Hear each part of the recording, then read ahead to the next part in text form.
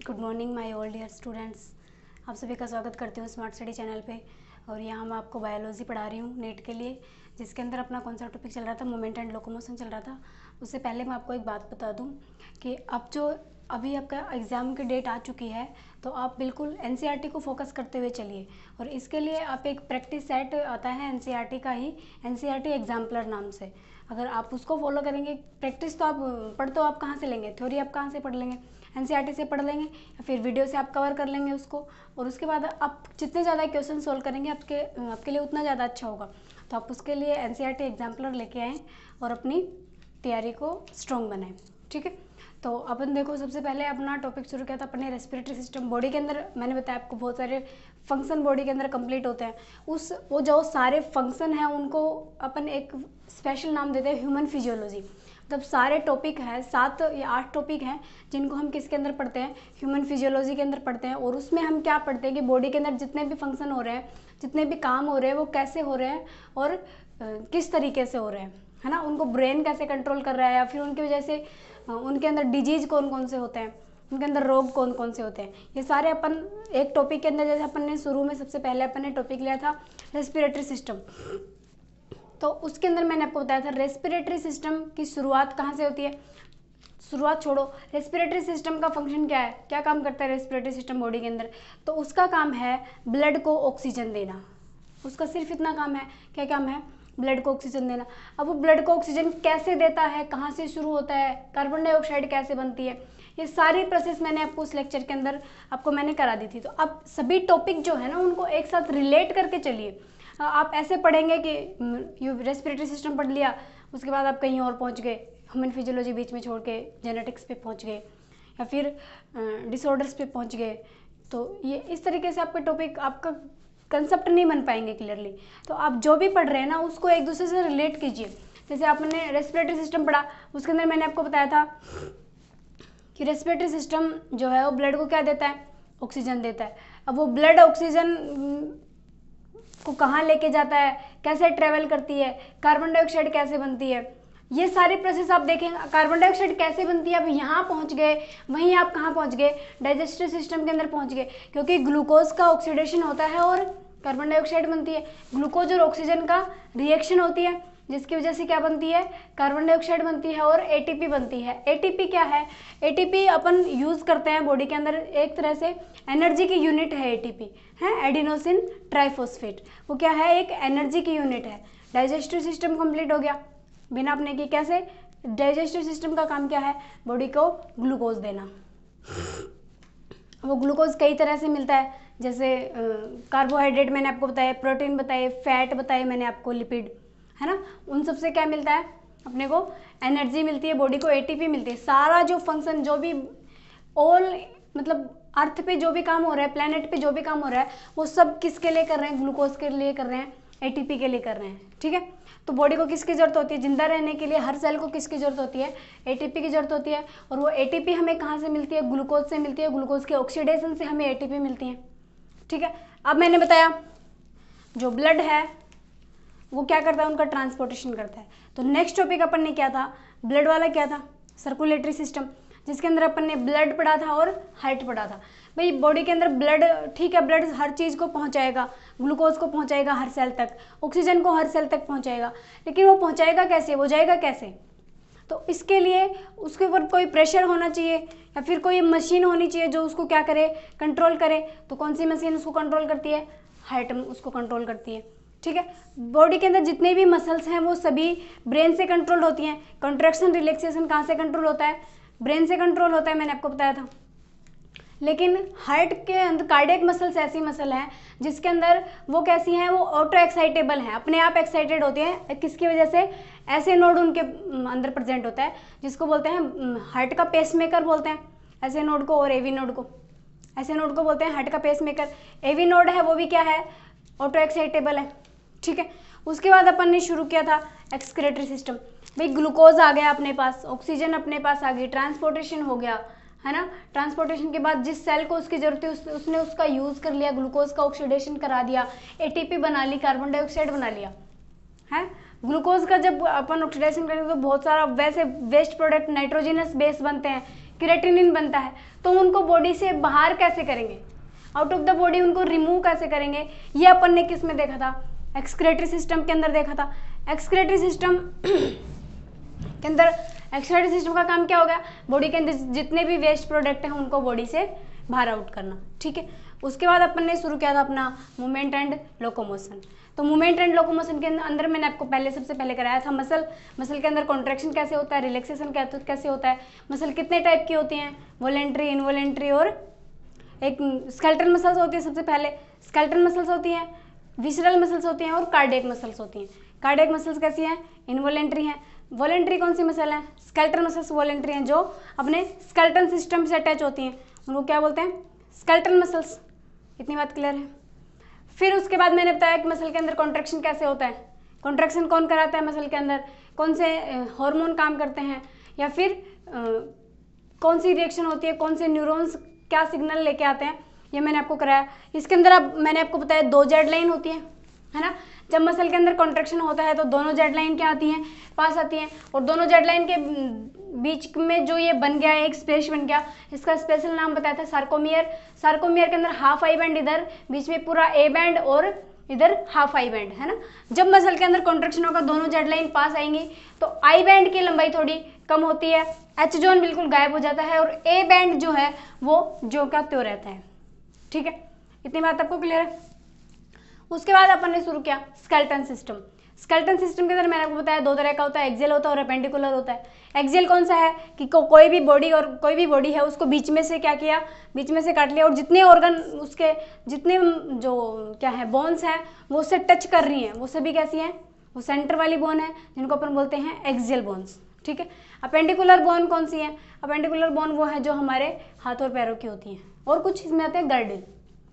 इतनी बात क्लियर है, यहाँ तक रिवाइज हुआ, ठीक है। अब अपन शुरू करते हैं अपना एक्सियल सिस्टम के अंदर टोटल बोन कितनी होती हैं और ये कहाँ कहाँ प्रेजेंट होती है, चलिए।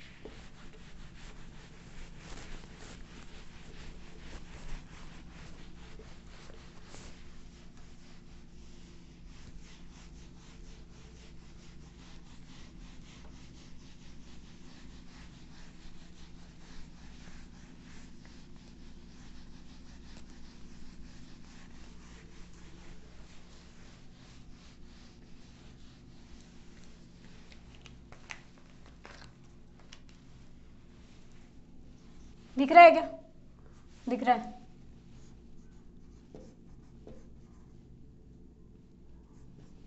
Skeleton system,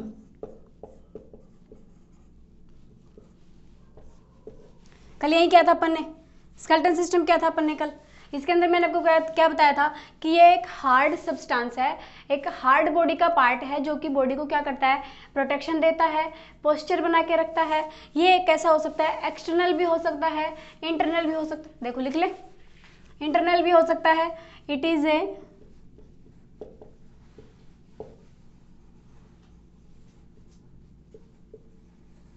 hard structure,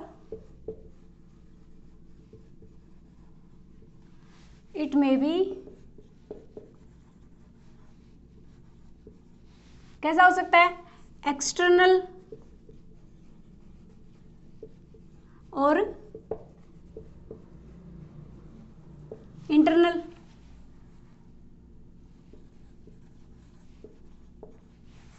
may be living और डेड, है ना, लिविंग भी हो सकता है और डेड भी हो सकता है। फंक्शन क्या क्या करता है,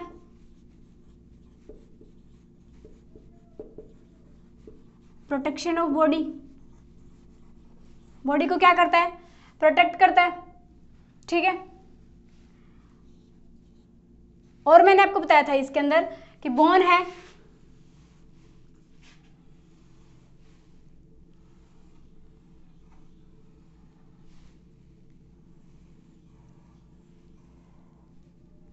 बीच में से होलो होती है, जिसके अंदर क्या प्रेजेंट होता है, इस पार्ट में येलो बोन मैरो,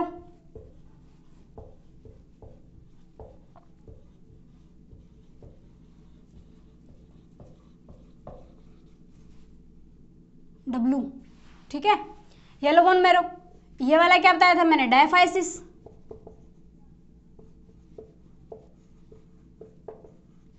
ये एपिफाइसिस। डायफाइसिस और एपिफाइसिस के बीच में ये थोड़ा सा बच गया ना नेक वाला पार्ट, इसको बोलते हैं मेटाफाइसिस। यहाँ पे ये बोन जो है ये कैसी है, पोरस स्ट्रक्चर होती है एपिफाइसिस के अंदर। कुछ क्या बने होते हैं, पोर बने होते हैं।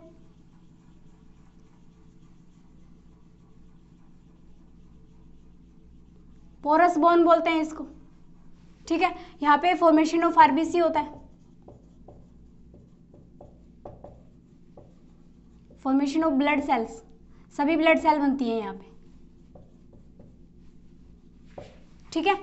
यहाँ पे सभी ब्लड सेल्स का फॉर्मेशन होता है। अब एक बात आप याद रखना, ये वाला पार्ट जो है ये क्या करता है, ब्लड सेल का फॉर्मेशन करता है। मैंने आपको बताया था जब इमरजेंसी कंडीशन हो, किसी बंदे का एक्सीडेंट हो गया और बहुत सारा ब्लड लॉस हो गया, तो ये वाला पार्ट तो ब्लड बनाएगा ही बनाएगा। येलो बोन मैरो जो है ये भी ब्लड बनाना शुरू कर देता है, ठीक है। इतनी बात क्लियर है। एक तो क्या करेगा, बॉडी को प्रोटेक्शन देगा। एक मैंने आपको बताया था इसके अंदर स्टोरेज होता है, storage of calcium and phosphate, minerals को स्टोर करता है। यहाँ इधर ये वाला जो पार्ट है यहाँ पे क्या स्टोर रहेंगे इसके पास, ये बहुत सारे मिनरल्स को स्टोर करेगा, ठीक है। दिख रहा है क्या आपको, इतनी बात समझ में आई। यहाँ पे क्या स्टोर करता है, मिनरल्स को स्टोर करता है। जब बॉडी के अंदर, ब्लड के अंदर कैल्शियम की कमी हो जाती है तो बोन्स वीक हो जाती है। इसका रीजन मैंने आपको बताया था, क्योंकि जब यहाँ पे कौन सा हार्मोन रिलीज होगा, फिर parathormone.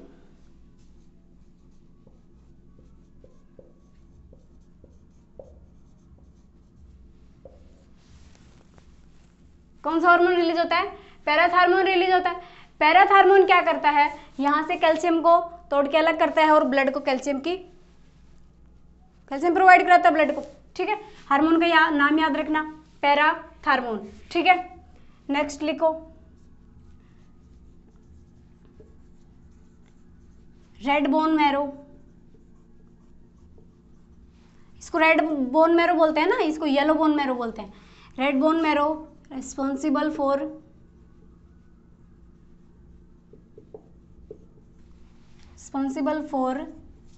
formation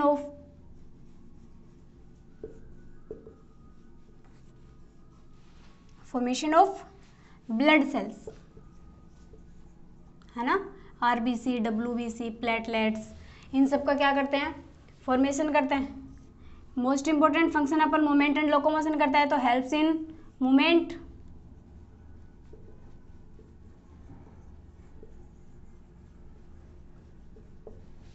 helps in movement, ठीक। इतनी बात समझ में आई आपको। ये अपना सारा ये पोर्शन जो है अपन ने कल कंप्लीट कर लिया था।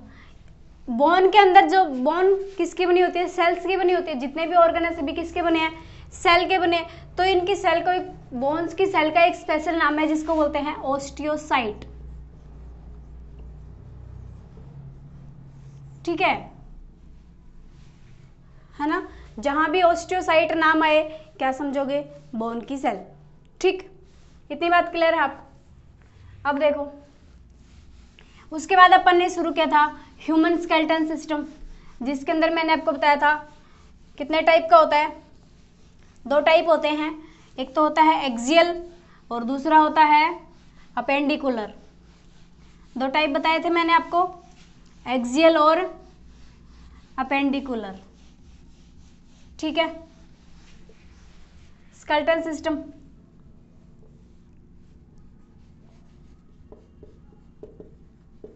एक्सियल,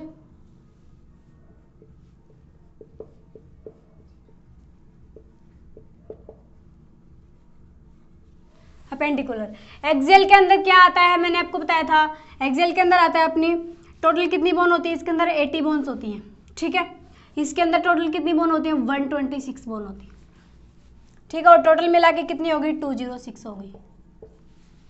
यहाँ तक किसी को डाउट है, यहाँ तक डाउट है किसी को, यहाँ तक किसी को कोई डाउट नहीं है, ठीक है। अपेंडिकुलर के अंदर क्या क्या आते हैं, आर्म्स आती हैं,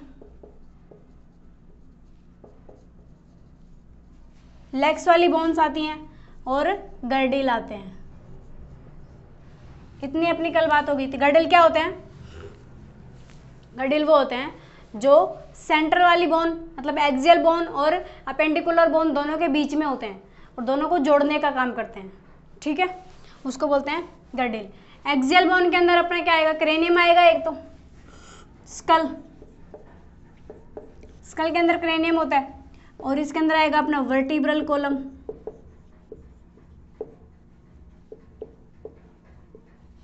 वर्टिब्रल कॉलम आएगा, स्टर्नम आएगा, चेस्ट बोन है ना, रिब्स आएंगी। ये सब अपने किसके अंदर आएंगे? ये एक्सियल बोन के अंदर आएंगे, एक्सियल स्केलेटन सिस्टम के अंदर आएंगे। ठीक, अब आगे चलें। गर्डिल कितने होते हैं? 2 गर्डिल होते हैं। कौन कौन से? पेल्विक और पेक्टोरल। पेल्विक गर्डिल जो लेग्स को जोड़ते हैं और पेक्टोरल गर्डिल जो हाथ वाली बोन्स को जोड़ते हैं। ठीक, अब देखो, अब बोन के अपन देखें एक्सियल,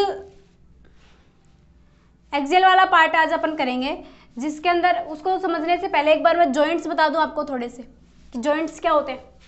देखो, जॉइंट, जॉइंट किसको बोलते हैं? जहां पे 2 बोन मिलती हैं, मीटिंग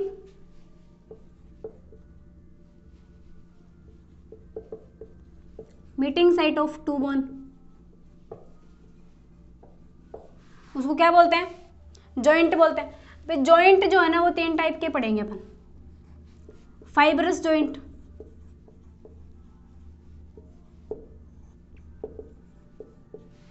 ठीक है, पहला कौन सा पढ़ेंगे? Fibrous joint. दूसरा अपन पढ़ेंगे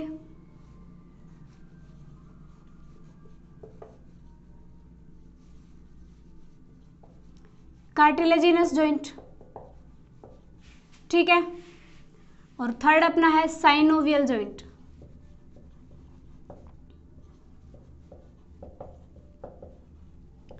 तीसरा कौन सा है? Synovial joint. ये वाला जॉइंट ऐसा जॉइंट है, जैसे देखो ये है अपनी एक, मान लो ये कोई अपनी एक हड्डी है, ये एक बोन है, तो दूसरी बोन बिल्कुल इससे यहीं से अटैच होके बिल्कुल ऐसे अटैच होती हैं। ठीक है, इनके बीच में बिल्कुल स्पेस नहीं होता है। ठीक है, आपस में एक दूसरे से बहुत ही क्या स्ट्रांगली जुड़ी होती हैं, जैसे ऐसे। ठीक है, तो ये अपनी कौन सी बोन हो गई? फाइब्रस बोन हो गई। ठीक, फाइब्रस बोन जो है ये कहाँ प्रेजेंट होती हैं? अपनी क्रेनियल बोन्स जो होती है ना, जो अपनी खोपड़ी के अंदर बोन्स है, ब्रेन के अंदर जो बोन है, क्रेनियल बोन्स। ठीक है, क्रेनियल बोन्स कैसी हैं? अपनी फाइब्रस जॉइंट है। ठीक है, इसके बीच में डेंस फाइब्रस कनेक्टिव टिश्यू होता है। क्या होता है? डेंस फाइब्रस कनेक्टिव टिश्यू, जो कि इनको क्या करता है? आपस में बहुत टाइटली जोड़ के रखता है। ठीक है, ये ऐसी बोन है, जैसे ये एक बोन है मान लो, और ये दूसरी बोन है, इनके बीच में कार्टिलेज प्रेजेंट होता है। क्या प्रेजेंट होता है? कार्टिलेज होता है ऐसे। फिर ये बोन है, फिर ये नेक्स्ट बोन है, तो यहाँ पे ये क्या है? कार्टिलेज है। ठीक है, तो इस कार्टिलेज, कार्टिलेज क्या है? कार्टिलेज देखो बोन है, बोन एक हार्ड स्ट्रक्चर है, बोन को अपन मोड़ नहीं सकते। जैसे ये अपना हाथ है, यहाँ पे बोन है ना, ये ये 2 बोन है, यहाँ पे एक बोन है, तो इसको अपन मैं बीच में से यहाँ से मेरा हाथ मोड़ सकती हूँ क्या? यहाँ से बीच में से। ये कहाँ से मुड़ रहा है? सिर्फ जॉइंट से मुड़ता है, अपन बीच में से नहीं मोड़ सकते। लेकिन कार्टिलेज जो है वो क्या है? वो एक लचीली स्ट्रक्चर है जिसको अपन मोड़ सकते हैं। जैसे अपनी tip of the nose, nose की टिप में जो हड्डी है ना, हड्डी जैसी अपने को दिखती है, ये क्या है? कार्टिलेज है एक। ठीक है, जो कि क्या होता है? इसमें मूवमेंट, ये लचीली है, ये मुड़ सकती है थोड़ी सी। ठीक है, तो इसके अंदर मूवमेंट कैसा होगा? स्लाइट मूवमेंट होगा, लेकिन कम होगा। ये मूवमेंट अपने कहाँ होता है? वर्टिब्रल कॉलम के अंदर।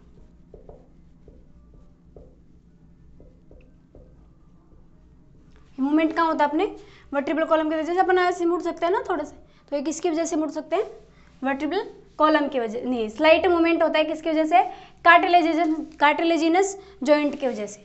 साइनोवियल जॉइंट क्या होते हैं अपने बॉडी के अंदर, देखो जैसे अपना हाथ है, कैसे भी हिला लो, पैर है ना, इनके अंदर कौन सा जॉइंट होता है, साइनोवियल जॉइंट होता है। जैसे देखो ये एक बोन है, ये दूसरी बोन है, ठीक है, इनके बीच में एक फ्लूइड प्रेजेंट होगा, ठीक है, जिसको बोलेंगे साइनोवियल फ्लूइड, साइनोवियल फ्लूइड। एक मेम्ब्रेन होगी जिसको बोलेंगे साइनोवियल मेम्ब्रेन,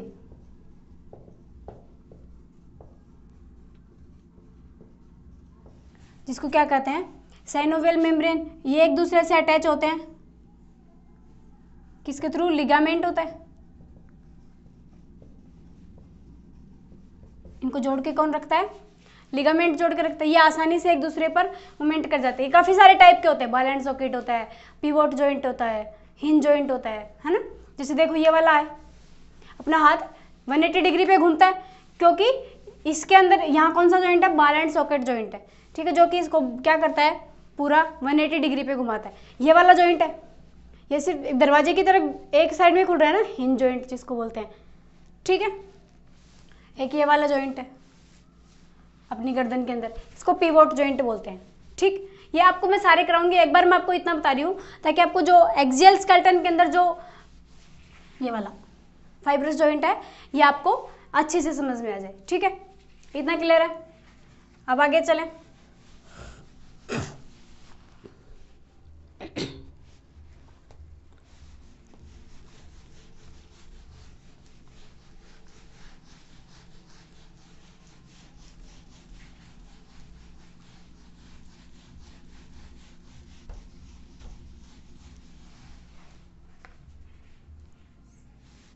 देखो सबसे पहले अपन शुरू करते हैं एक्सियल स्केलेटन।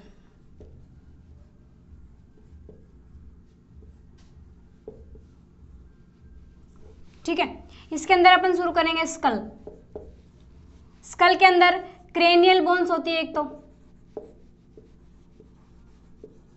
और एक होती है कौन सी, फेशियल बोन्स।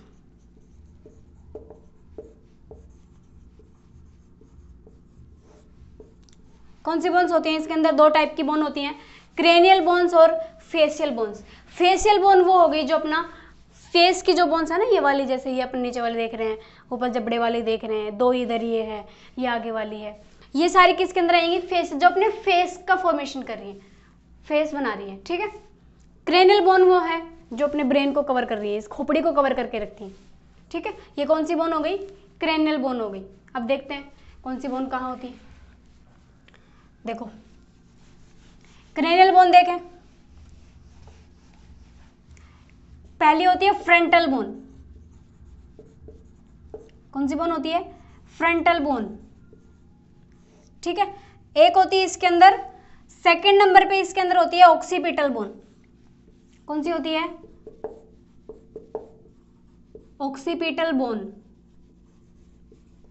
फ्रंटल बोन जो सबसे आगे बोन है, क्रेनियम के सबसे आगे वाली बोन है ना, ये वाली आगे, इसको बोलेंगे फ्रंटल बोन। ऑक्सीपिटल बोन सबसे पीछे वाली, दो साइड में होंगी। टेम्पोरल बोन जिसको बोलेंगे जो कनपट्टी में प्रेजेंट होती है, 3 और 4, कौन सी हो गई, टेम्पोरल बोन,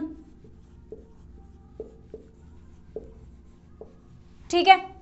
3 और 4 कौन सी हो गई, टेम्पोरल बोन हो गई।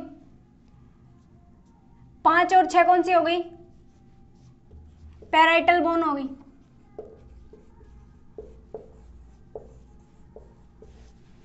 5 और 6 कौन सी हो गई, पैराइटल बोन होगी, जो इसका क्या बनाएंगी, बेस बनाएंगी, ठीक है। 7th बोन होती है इसकी एथेमोइड बोन, जो कि बीच में प्रेजेंट होती है, दिखती नहीं है। और 8th बोन कौन सी है, स्फीनोइड बोन। स्फीनोइड बोन है ना, देखो इधर, स्फीनोइड बोन बटरफ्लाई शेप की होती है कुछ ऐसी, ठीक है। और ये एक ऐसी बोन है, it is touches to all other cranial bones. ठीक है, ये ऐसी बोन है जो सभी क्रेनियल बोन्स को क्या करती है, टच करती है। देखो कितनी बोन हो गई, 1 2 3 और 4, 8 बोन हो गई। 8 बोन कहाँ होती है, अपने क्रेनियम में कितनी बोन होती है, 8 बोन होती है। सबसे आगे फ्रंटल बोन, ठीक है, फिर 2 पैराइटल बोन, फिर एक टेम्पोरल बोन, सबसे पीछे ऑक्सीपिटल बोन, ठीक है, और एथेमोइड बोन इनके बीच में होती है, फर्श बनाती है जो इसका, और एक है स्फिनोइड बोन। स्फिनोइड बोन जो इनके बीच में प्रेजेंट होती है और सभी बोन्स को क्या कर सकती है, टच करती है ये, ठीक है, इसलिए इसको बोलते हैं की ऑफ क्रेनियम, की ऑफ क्रेनियम बोन्स। ठीक है, इसका स्पेसिफिक नेम है। इतनी बात समझ में आई।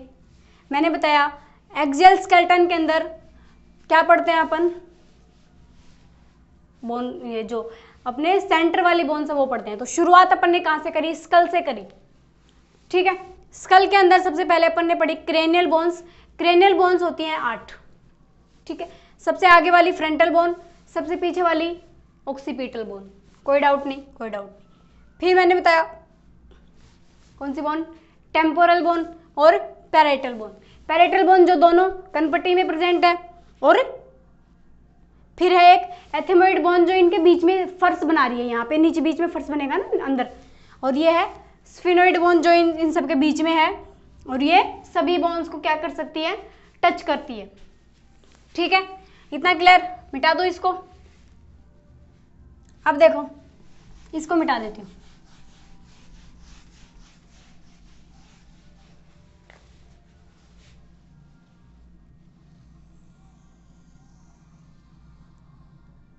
अपन इसका ओवरव्यू देखें तो अपने को कैसे दिखेगा,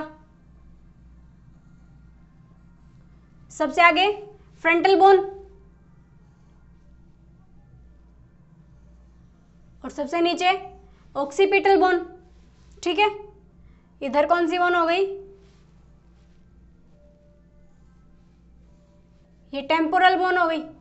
ये कौन सी बोन हो गई, ये देखो बन गई ना बटरफ्लाई शेप। ये कौन सी बोन है, स्फिनोइड। पैराइटल बोन फर्श बनाती है वो, इसलिए इसमें नहीं दिखेंगी।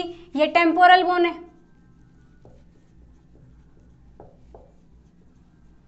ठीक है, और ये ऑक्सीपिटल है। ब्रेन की नर्व्स जहां से निकलती है ना, ब्रेन जहां से बाहर निकलता है वर्टिब्रल कॉलम के अंदर, वो इस वाले ओपनिंग से बाहर निकलता है। इसका नाम है फोरामेन मैग्नम। इसका क्या नाम है, foramen magnum.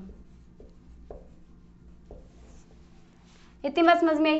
Temporal bone, parietal bone, occipital bone, frontal bone.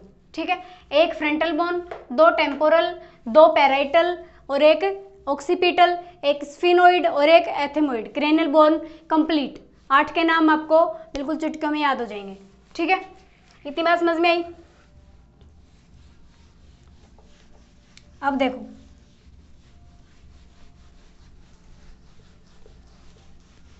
Cranial bone अपनी कंप्लीट हो गई। अब कौन सी बोन करेंगे, फेशियल बोन करेंगे। कौन सी बोन करेंगे, फेशियल। ठीक है, फिर अपना ये कंप्लीट हो जाएगा स्कल, फेशियल बोन। फिर अपना आज की वीडियो भी खत्म हो जाएगा। ठीक है, फेशियल बोन। फेशियल बोन वो बोन है जो अपने फेस को कवर करती है। देखो सबसे पहले यहाँ पे नीचे से शुरू करो, यहाँ से फेस के नीचे से थोड़ी सी शुरू करो और ऊपर की तरफ ऐसे। तो ये सबसे नीचे जो आप बोलते हो ना, ये नीचे वाला जबड़ा लोअर जो, तो इसकी सबसे, इसका नाम है, पहली बोन है ये कौन सी है, मैंडिबल। ये कौन सी है, मैंडिबल। ठीक है, ये नीचे वाली बोन एक मैंडिबल। अब ये ऊपर है ना मैक्सिला। मैक्सिला 2 बोन से मिलकर बना है। यहाँ पे होती है 2 मैक्सिला होती है। सेकंड नंबर पे लिख लो, 2 है, वो क्या है, दो कौन सी बोन है, दो मैक्सिला हैं, ठीक है। फिर ऊपर जो अपनी चिक बनाती है ना, ये वाली जो दो बोन यहाँ पे उभरी हुई स्ट्रक्चर है, ये है दो जाइगोमेटिक बोन। कौन सी बोन है ये,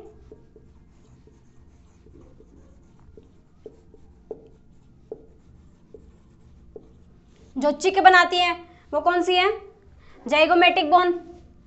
फिर है 4th नंबर पे दो है नेजल बोन, जो ये नाक है ना, जैसे देखो नाक की यहाँ पे दो बोन है आंखों के नीचे और यहाँ, तो ये वाली चिक के पास वाली बोन्स ये कौन सी है, दो नेजल बोन प्रेजेंट है, ठीक है। नेजल बोन के पास दो होती हैं लैक्रिमल बोन, दो कौन सी होती है यहाँ पे, दो लैक्रिमल बोन होती है। और 6 नंबर एक होती है वोमर। वोमर क्या है, जैसे अपना नाक है ना, नाक के अंदर देखो दोनों नाक के बीच में एक बोन है, दोनों को पार्टीशन कर रही है, जो वो कौन सी बोन है, वो वोमर है, ठीक है। वोमर के पास एक बोन होती है जिसको बोलते हैं नेजल कोंका, इंफीरियर नेजल कोंका।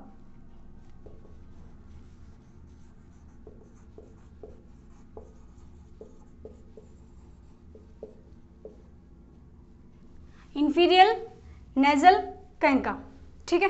ये कितनी बोन हो गई, 2 4 6 8 9 और ये 10 11 14 होती है यहाँ पे। दो इसके अंदर होती हैं, दो कौन सी बोन होती है इसके अंदर, एल शेप्ड बोन होती हैं जिसको बोलते हैं पैलेटाइन। दो एल शेप्ड बोन होती है पैलेटाइन। जैसे अपन जीभ अपन टच करते हैं ऊपर यहाँ पे आगे, तो एक हार्ड स्ट्रक्चर है, एक पीछे है वो सॉफ्ट स्ट्रक्चर है। सॉफ्ट स्ट्रक्चर को बोलेंगे सॉफ्ट पैलेटाइन और हार्ड वाले को बोलेंगे hard palatine. Hard palatine L shape की बोन है जो कि बोन से बना होता है, ठीक है। कितनी बोन हो गई अपनी, 13 बोन हो गई यहाँ पे अपनी। एक बच गई, कौन सी बच गई, मैंडिबल एक हो गया, पैलेटाइन हो गए दो, 1 2 3 3 2 5 7 8 9, ठीक है। ये वोमर हो गई एक 11 और ये दो कौन सी हो गई, नेजल कोंकाई हो गई 2 13 और एक ये हो गई, दो ये हो गई 12 और ये दो ये हो गई, कितनी होगी 14 बोन हो गई टोटल। तो फेशियल बोन कितनी होती हैं, 14 होती है, ठीक है। इतना समझ में आया आपको। कल अपन वर्टिब्रल कॉलम करेंगे और रिब्स करेंगे, ठीक है। इसको अच्छे से पढ़ के आना, अच्छे से पढ़ना, अपनी तैयारी बिल्कुल एनसीईआरटी एग्जाम्पलर ले आओ, आपके लिए बहुत अच्छी बुक है जिसमें आप प्रैक्टिस करेंगे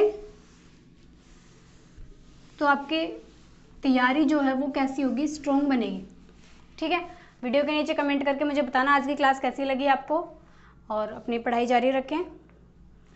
जितना हो सके वीडियो को लाइक शेयर और सब्सक्राइब करें। Thank you so much.